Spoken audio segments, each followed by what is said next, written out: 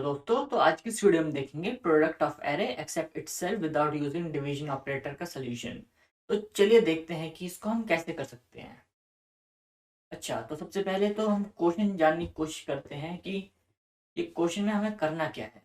तो ये बहुत सिंपल सा क्वेश्चन है। इसमें हमें एक एरे दे रखी है और हमें बोला गया है कि एक आंसर एरे क्रिएट करनी है जिसमें जो हमारा ith एलिमेंट होगा उसको छोड़ के बाकी सारे नंबर्स का जो भी प्रोडक्ट आएगा वो स्टोर करना है हमें यहाँ पे। तो चलिए, हमारे पास एक एग्जांपल के लिए एरे तो है ही। एक बार इस आंसर एरे को फिल करके देखते हैं और समझने की कोशिश करते हैं कि इसमें क्या हो रहा है। तो इसमें बोला गया है कि आंसर एरे के अंदर product of all element of array except the ith element होना चाहिए। तो जैसे कि यहाँ पे जीरोथ एलिमेंट वाले आंसर का जीरोथ एलिमेंट हमें फिल करना है, तो हमें 1 2 3 और 4 का में जो भी एलिमेंट रखे हैं हमारे ओरिजिनल एरे में उसको हम डालेंगे। तो चलिए करते हैं, 2 × 3 × 4 × 5 ये होता है 120। ओके, आगे बढ़ते हैं फिर हम। अब हमें क्या करना है, अब हमें भरना है ये फर्स्ट इंडेक्स का एलिमेंट। तो यहाँ पे हम इसको नहीं लेंगे और बाकी सबको ले लेंगे, जैसे कि 0 2 3 और 4। तो मल्टीप्लाई करें, 1 × 3 × 4 × 5 ये कितना होगा, ये होगा 60। ओके, अब हम फर्स्ट इंडेक्स को भर चुके हैं, अब थर्ड इंडेक्स को भरते हैं। तो उसमें क्या आना चाहिए, 1 2 4 और 5 का मल्टीप्लीकेशन प्रोडक्ट। ठीक है, तो वो क्या होगा, 40। और अब सेकंड इंडेक्स पूरा हो चुका हमारा, अब हम हैं थर्ड इंडेक्स पे। तो 0 1 2 3 में जो भी एलिमेंट रखे हैं वो, फोर्थ इंडेक्स में जो भी एलिमेंट रखा है वो, अब इन सब का प्रोडक्ट करके यहाँ पे हम डालेंगे। तो अब आएगा आंसर 30। ठीक है, 630। ठीक है, अब फोर्थ यानी कि लास्ट इंडेक्स में हम देखते हैं। तो अब क्या होगा, यहाँ पे है 5। तो 5 को छोड़ के बाकी जो भी एलिमेंट है, जैसे कि 1 2 3 4, इनका मल्टीप्लिकेशन प्रोडक्ट जो भी आएगा वो हमें यहाँ पे डालना है। तो यहाँ पे हम डाल देंगे 24। तो बस इतना सिंपल से ही काम करना है। अच्छा,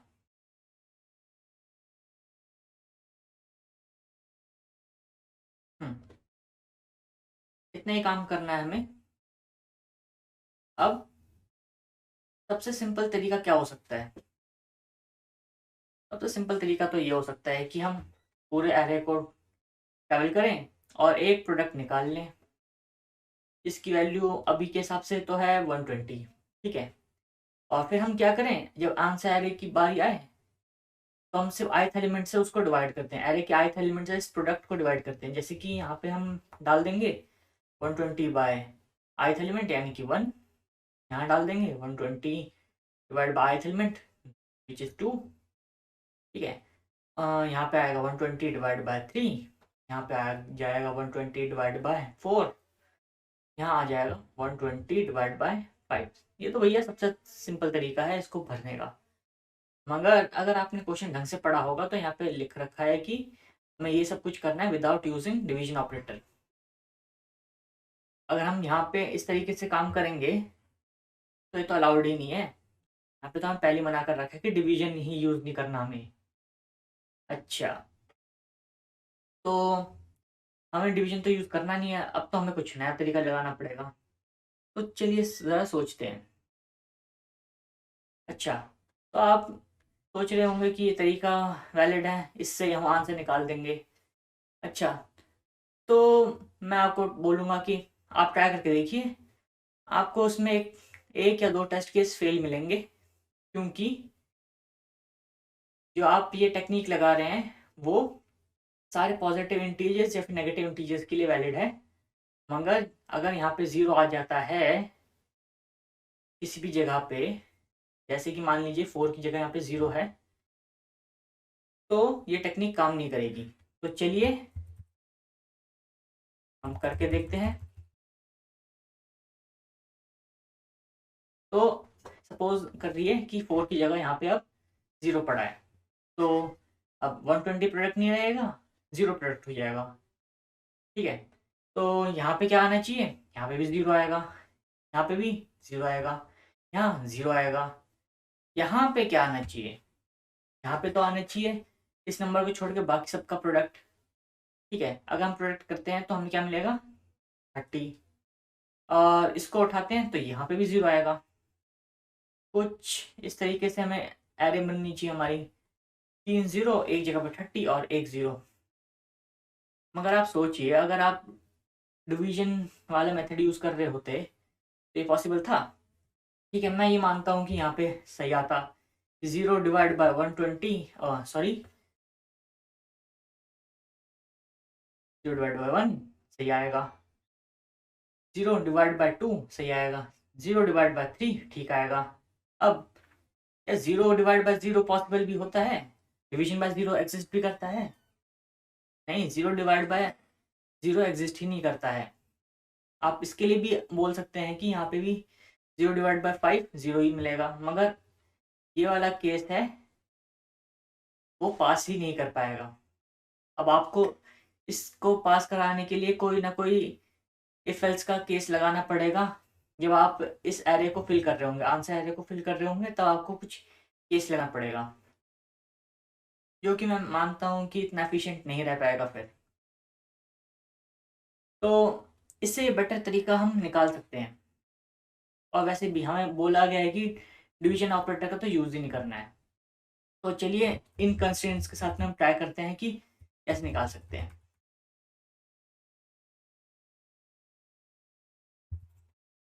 ओके, तो इसको करने के लिए हम थोड़ा सा एग्जांपल लेके ट्राई करते हैं। अब मैं एग्जांपल ले लेता हूँ कि लेफ्ट साइड की एरे और एक राइट साइड की एरे बना लेता हूँ। मैं इसमें क्या करूँगा, जो मेरे लेफ्ट तक अभी तक एलिमेंट आए हैं उनका प्रोडक्ट कर दूंगा, और राइट तक जो भी नंबर आए हैं उनका प्रोडक्ट कर दूंगा।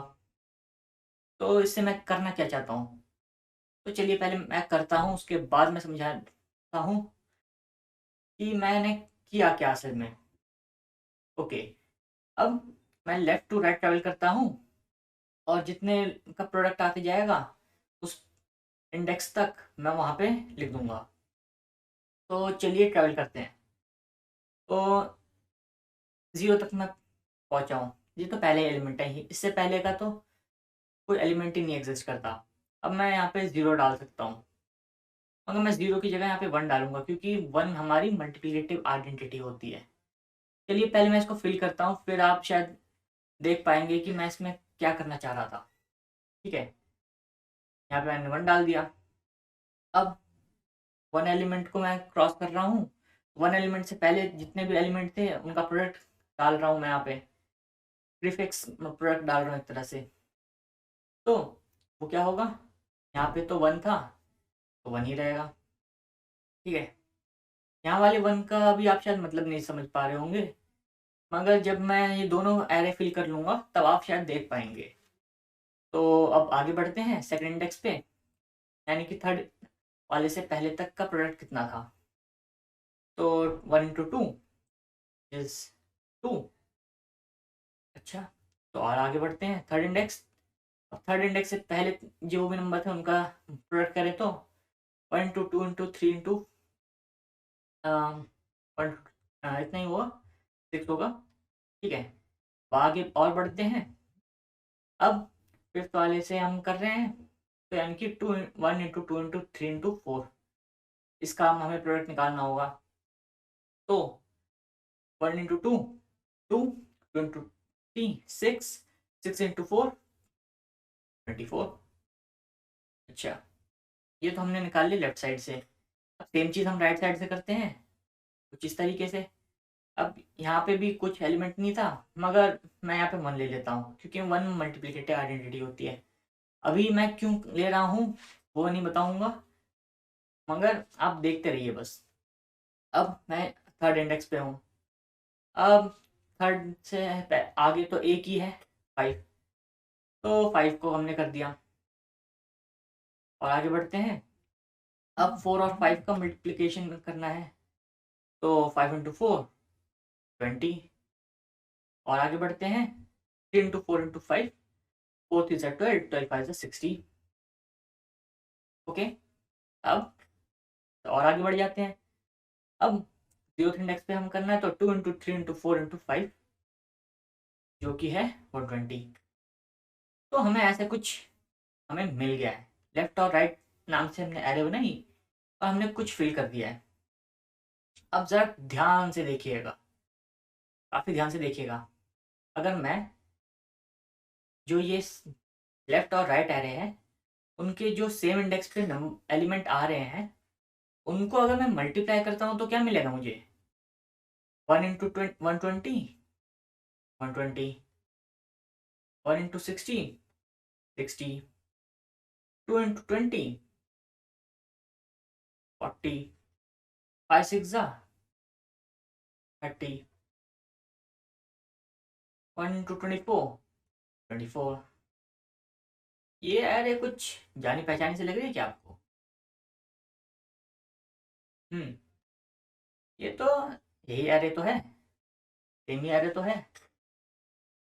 तो हम कुछ लेफ्ट साइड से हम मल्टीप्लाई करते गए, राइट साइड से मल्टीप्लाई करते गए, और आखिर में हमने क्या किया, इन दोनों को मल्टीप्लाई कर दिया और ये आंसर निकाल दिया। अब तो आप ये सोच रहे होगे कि मैं दोनों साइड से निकाल रहा हूँ मल्टीप्लिकेशन करके, ये तो सेम हो गया मैं जो पहले कर रहा था कि स्टार्टिंग से लेकर एंड तक का मल्टीप्लाई करके डिवाइड डिवीजन कर रहा था। ध्यान से देखिए, मैं यहाँ पे डिवीजन का यूज़ ही नहीं कर रहा हूँ। मैं बस क्या कर रहा हूँ, एक स्पेसिफिक एलिमेंट के लेफ्ट साइड तक जितने का मल्टी प्रोडक्ट आया है मैंने वो लिया, और राइट साइड से जितना भी अभी तक इसके आगे पीछे में जो भी नंबर थे उसका प्रोडक्ट लिया, और मैंने इस प्रोडक्ट को मल्टीप्लाई कर दिया, जिससे मुझे मिल गया ये आंसर। तो इस तरीके से आप निकाल सकते हैं। मगर आप सोच रहे हो कि यहाँ पे तो मैं एक एरे बना रहा हूँ लेफ्ट के लिए, एक राइट के लिए एरे बना रहा हूँ, और फिर एक आंसर एरे में अलग बना रहा हूँ। यहाँ पे तो मैं 3 गुना मेमोरी यूज़ करने लगा हूँ। असल में आपको ये दो लेफ्ट और राइट एरे की कंप्लीट ज़रूरत नहीं है। ये तो मैंने आपको रिप्रेजेंट करने के लिए बताया था कि अगर आप इसको किसी तरह से इमेजिन करने की कोशिश करेंगे तो नहीं कर पाएंगे, मगर मैंने लेफ्ट और राइट एरे रिप्रेजेंटेशन के लिए यूज़ किया था। असल में हम क्या करने वाले हैं, हम करेंगे ये कि हम एक आंसर एरे बनाएंगे, इसमें हम डाल देंगे 1। ये होगी हमारी आंसर एरे। अब 1 से हम कुछ भी मल्टीप्लाई करें, आंसर तो 1, जो भी जिस नंबर से मल्टीप्लाई करें वही रहता है। तो इसलिए मैंने आंसर एरे बनाई सेम साइज की जिस साइज की मेरा ओरिजिनल एरे थी, क्योंकि हमें आंसर एरे भी उसी साइज की चाहिए थी, और मैंने इसमें स्टार्टिंग में ही 1 फिल कर दिया। अब मैं क्या करूँगा, अब मैं एक वेरिएबल ले लूँगा प्रोडक्ट नाम से। ठीक है, इसको मैं इनिशियलाइज कर दूंगा फिर से 1 से। और अब मैं क्या करूँगा, मेरी एरे ऐसे कुछ थी 1 2 3 4 और 5। मैं एक लूप में क्या करूँगा, लेफ्ट टू राइट जाऊँगा। ठीक है, ये मेरी थी एरे, और मैं पहले बार लेफ्ट टू राइट जाऊँगा, और प्रोडक्ट को हम रिप्लेस करते जाएंगे इस आंसर एरे से। हम क्या करेंगे, answer of i equal to product कर देंगे, और प्रोडक्ट को हम अपडेट कर देंगे जो हमारा एरे ऑफ आई था उससे। लेफ्ट टू राइट जाएंगे तो हम ये कर देंगे। चलिए करते हैं, हमें क्या रिजल्ट मिलता है फिर देखेंगे।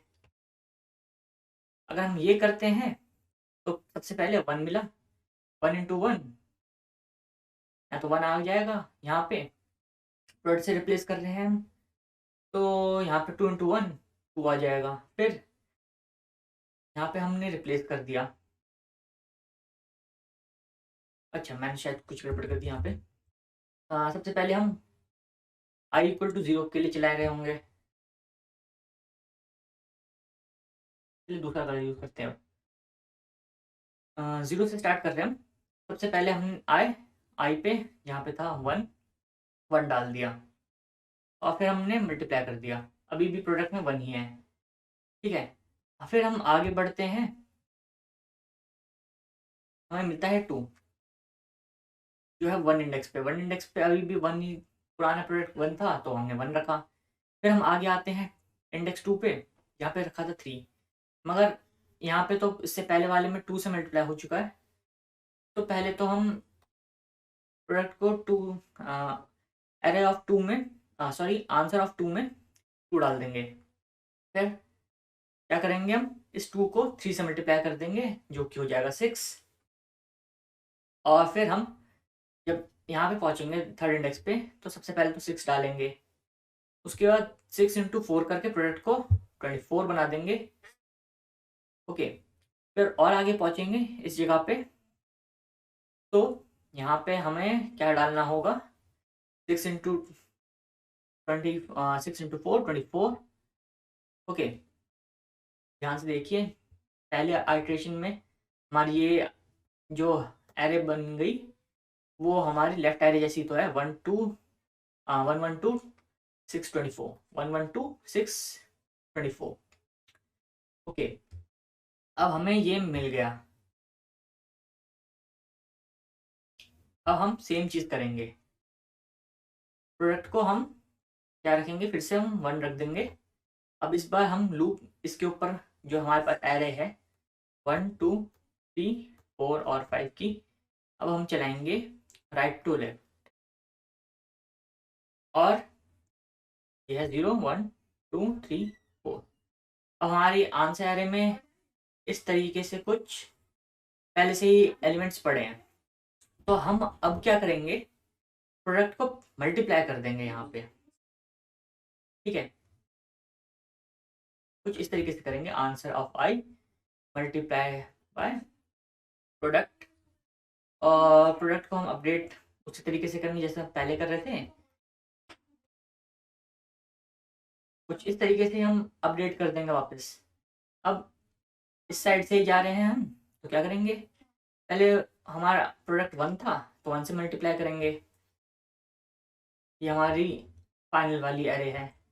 सब बनाता हूँ इसको, ठीक है।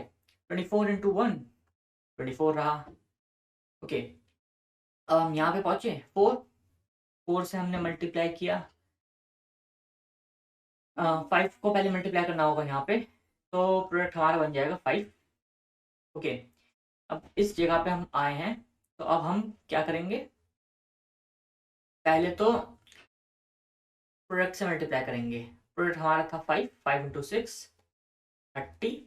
और उसके बाद हम प्रोडक्ट को अपडेट करेंगे 5 इंटू 4 से जो कि हो गया 20।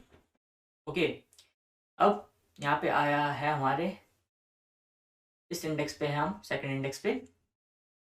अब हम क्या करेंगे, 2 को मल्टीप्लाई कर देंगे पुराने प्रोडक्ट से, यानी कि इससे 2 इंटू 20 40। और फिर हम आगे बढ़ जाएंगे। उससे पहले हम क्या करेंगे, 3 से मल्टीप्लाई करेंगे अपने प्रोडक्ट को, क्योंकि यहाँ पे हम हमारे पास 3 था। तो 3 इंटू 20 60।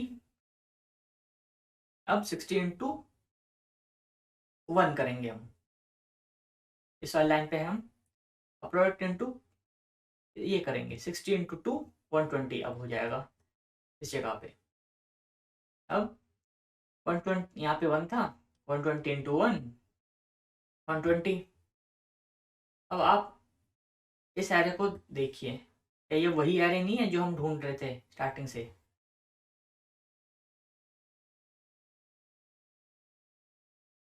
तो मैं थोड़ा सा और ऊपर लेके जाता हूँ।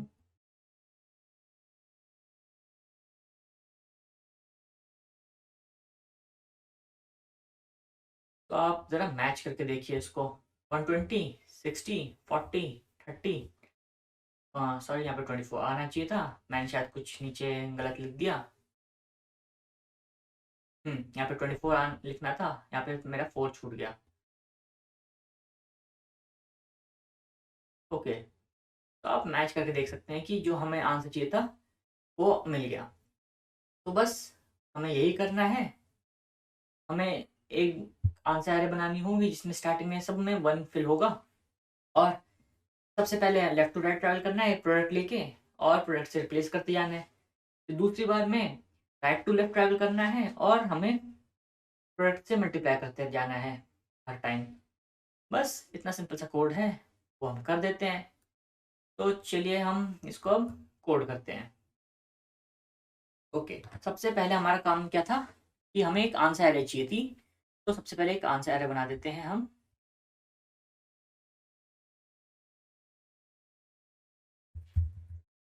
और ये बना दी हमने आंसर एरे। कितने साइज की होनी चाहिए वो एरे, डॉट साइज के जितने साइज की होनी चाहिए। चलिए एक एन वेरिएबल ले लेते हैं जिसमें हम ये साइज स्टोर कर देते हैं, थोड़ा सिंपल हो जाएगा ये हमारे लिए। ओके, यहाँ पे हमने साइज स्टोर कर लिया क्योंकि वैसे भी हम ट्रैवल करने के लिए साइज का यूज़ कर ही रहे हैं। ओके, तो एन कॉमा 1 से फिल करना था हमें, तो हमने 1 लगा दिया, हो गया ये फिल। अब हमें एक चाहिए था प्रोडक्ट नाम का वेरिएबल, जिसको हमें स्टार्ट करना था 1 से।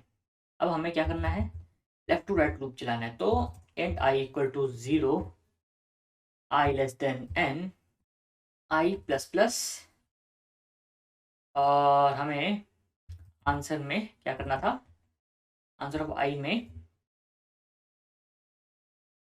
रिप्लेस करना था प्रोडक्ट से। वैसे हम यहाँ पे 1 से स्टार्ट करें या 0 से स्टार्ट करें इतना फ़र्क नहीं पड़ेगा, आप ये सोच रहे होंगे, मगर अगर हम 0 से रिप्लेस कर दें और 0 ही हमें मिला हो तो तब थोड़ी सी गड़बड़ हो सकती है वहाँ पे। तो ठीक है, आगे बढ़ते हैं। आंसर ऑफ आई कुछ इस तरीके से था, और प्रोडक्ट को हमें अपडेट करना था प्रोडक्ट इनटू एरे ऑफ आई से।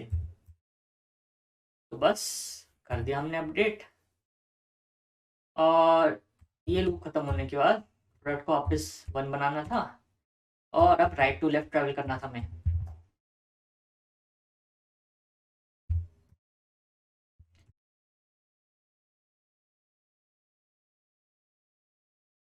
और कर लिया हमने ट्रैवल, सेम चीज़ ही करनी थी, बस इस बार आंसर ऑफ आई में प्रोडक्ट मल्टीप्लाई करना था,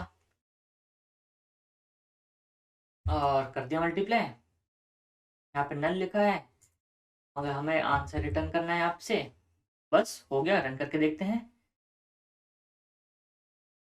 तो सक्सेसफुली रन कर रहा है हमारे टेस्ट केस के लिए। तो सबमिट मारते हैं अब, और ये 5 में से 5 टेस्ट केस पास हो गए, और ये पूरी तरीके से काम कर रहा है। आप सोच रहे होंगे कि ये 0 वाला केस कैसे हैंडल कर रहा होगा।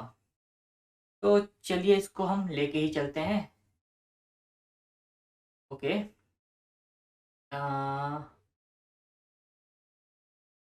हमें इतना ही कोड चाहिए।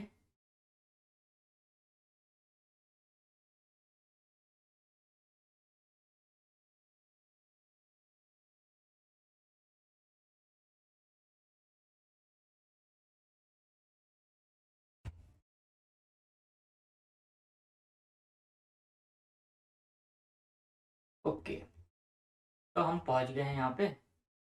एक छोटा सा एग्जांपल ले लेते हैं हम, 4 एलिमेंट्स का, 1 2 3 और 0। क्या, चलिए 0 हम साइड के बजाय बीच में ले लेते हैं। 0, बस ये 0 1 2 3, ये है हमारी एरे। अब हमें बनानी है अपनी आंसर, यह आंसर, और हमने स्टार्ट किया प्रोडक्ट को, तो यहाँ से हटा के नीचे लिख देते हैं। प्रोडक्ट को हमने स्टार्ट किया 1 से, तो चलिए स्टार्ट करते हैं। आंसर में स्टार्टिंग में 1 थे, नहीं भी लिखेंगे तो कोई ज़रूरत नहीं, हम वैसे भी रिप्लेस ही कर रहे हैं। तो सबसे पहले तो 0 के लिए जब चलेगा तो ये पहले 1 फिल करेगा, फिर प्रोडक्ट को अपडेट करेगा आगे वाले से मल्टीप्लाई करके, नहीं करंट वाले से मल्टीप्लाई करके, सॉरी, 1 to 1 1 ही रहा। फिर आगे बढ़ेंगे, अभी भी 1 ही आएगा, और क्योंकि यहाँ पे प्रोडक्ट में 1 था। और फिर आगे बढ़ेंगे, 1 into 2 क्या होगा, 2 ही रहे, अभी तो इतना ही रहेगा, मगर यहाँ पे 2 से मल्टीप्लाई हो जाएगा प्रोडक्ट, और फिर अब आएगा 0। यहाँ पे अगर हम करेंगे तो पहले तो यहाँ पे 2 आएगा, और उसके आगे फिर हमें कुछ नहीं करना, नहीं, हमें 0 से मल्टीप्लाई करना है प्रोडक्ट को। तो अब प्रोडक्ट हो जाएगा यहाँ पे 0। अब प्रोडक्ट 0 हो चुका है और हम लास्ट वाले में पहुँच चुके हैं, तो ये यहाँ पे 0 लगा देगा। ओके, ये तो हो गया लेफ्ट टू राइट के लिए। अब राइट टू लेफ्ट ट्रैवल करते हैं।